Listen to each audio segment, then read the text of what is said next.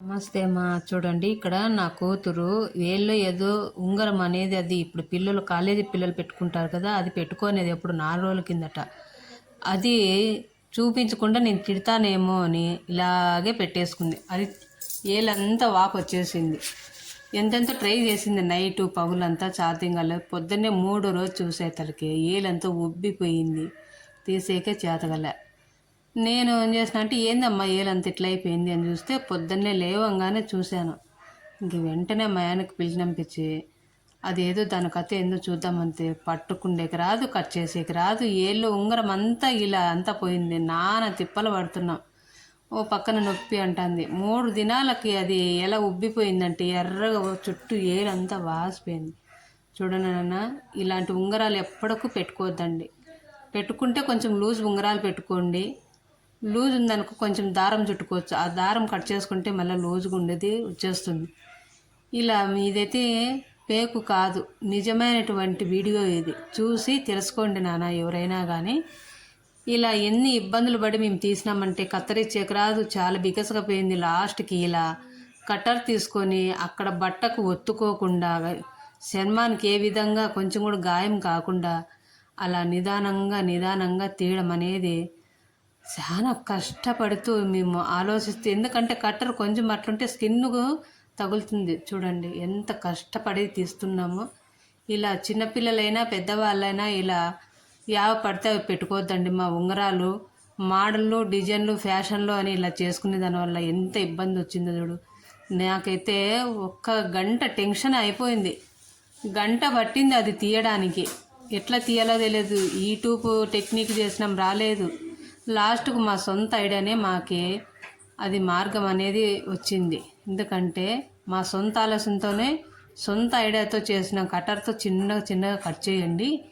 కింద ఒత్తుకోకుండా, ఆ స్కిన్ అనేది దెబ్బ తినకుండా చెయ్యి అని మా ఆయనకు చెప్తే, నేను అట్లా చేసిన దానివల్ల అది మంచి జరిగింది మాకి. ఎన్నెన్నో ట్రిక్కులు చేసినాము మేము, యూట్యూబ్ చూసినాము, కానీ రావట్లేదు. ఈ ట్రిక్ అనేది మాకి పారిందనమాట. చూడండి నాన్న, ఎంత కష్టపడి తీస్తున్నాము ఉంగరము. ఎవరైనా సరే చిన్నపిల్లలు లూజు చూడు అలా కట్ చేసి తీసినామన్నమాట. నేను తిడతానేమో ఓ పక్కన అట్లే పెట్టుకునింది ఆ బాబా. ఎందుకంటే అమ్మకు చెప్పడానికి ఎవరికైనా భయమే కదా. ఎందుకంటే వాళ్ళు తెలియక పెట్టుకుంటారు, కొడతారేమో తిడతారేమో అని భయంతో చెప్పరు చాలామంది.